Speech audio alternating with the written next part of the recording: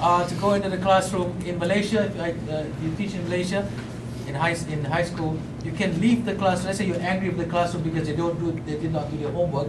You can leave the classroom without a teacher attending and mengajuk in your room, and one student will come and say that, I'm sorry, minta maaf cikgu, ni kami semua satu kelas ni, tulis surat ni minta maaf lah. Come back.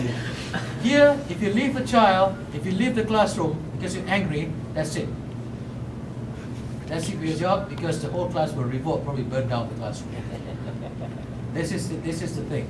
Everything is about cultural competency. I'm not giving the worst case scenario because it's illegal for a teacher to leave the classroom unattended. Even to leave the classroom to have a teacher assistant to be in the classroom. If the teacher does not have any license, if the adult do not have any license, you cannot put that. It's illegal. You cannot put him or her in the classroom. It must be a licensed teacher. You cannot have the kid roam around outside of the classroom without permission. In Malaysia, kids got lost outside of school, right? Teachers leave. Teachers don't go to class for 1 week without any substitute. No accountability.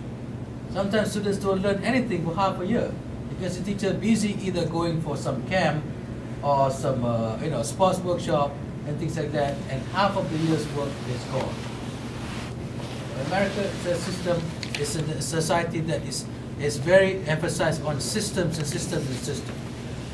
But again, in that example of putting the feet, sometimes you cannot even stop people from in summer, right?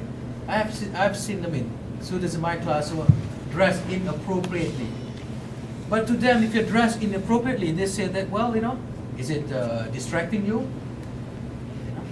To others, maybe it's a question of morality, but to them, it's summer, man. It's hot. I want to wear whatever I want to wear, as long as it's not too revealing. As long as I don't go to class with bikinis, it's fine. But again, cultural values, perception. But of course, you have control over things. If you're a teacher, you have control over the environment, how you want to impose, what kind of rules you want to impose, and what consequences is up to you. Right? But the key again is to understand. Each culture has different.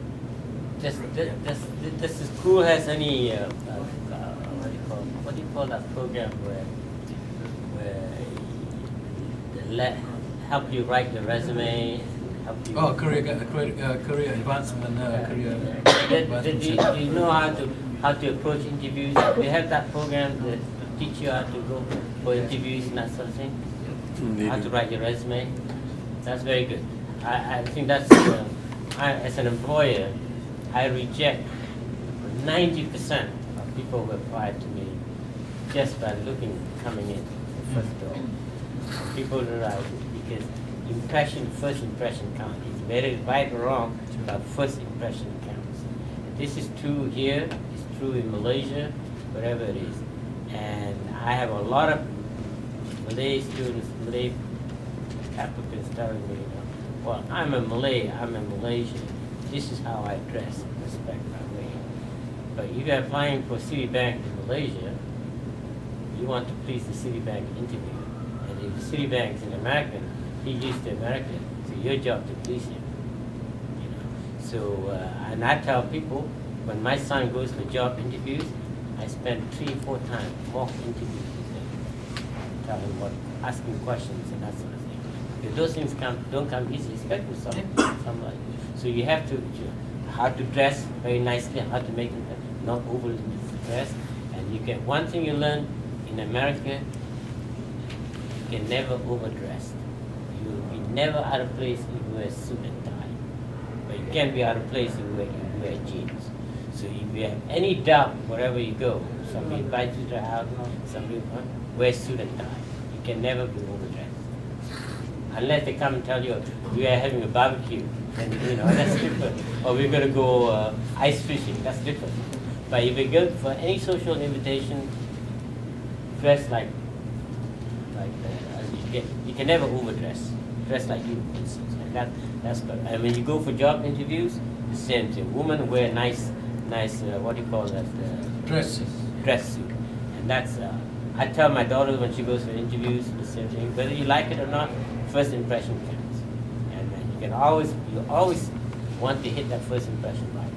And many American recruiters in Malaysia unnecessarily reject Malay candidates, not because they're discriminating against Malays. What I'm trying to teach them is to look for this cultural sensitivity. Because when they see a Malay girl interview, they look down like this. You know, we don't, in America, we want to see your face. I want to get eye contact with you.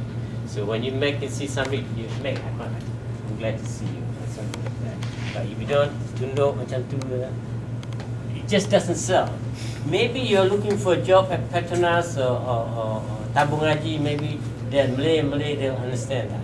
But you are working for a global force, global workforce. They may not understand Malay South. So you have, your job is to influence them, you know, not the other way around. He doesn't have that just, even though he's Malaysian. You are.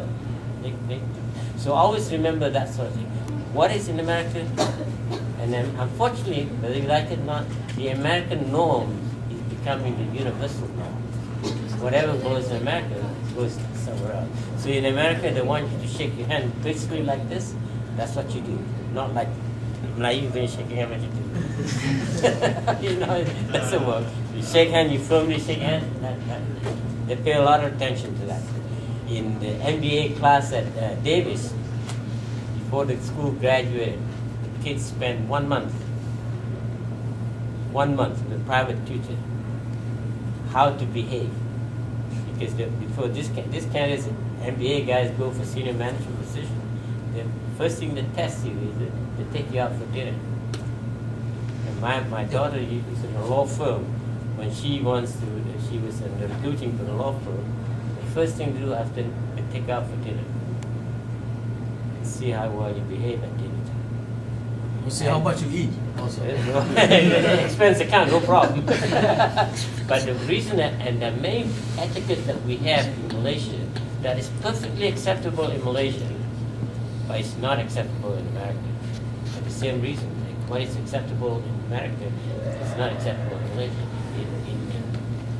You don't burp. You probably know by now that in Malay society, if you don't burp, you insult the host. Makan tak sedap. So you have to burp. It become, in Arab culture, it become a burping contest. But in the West, you never burp.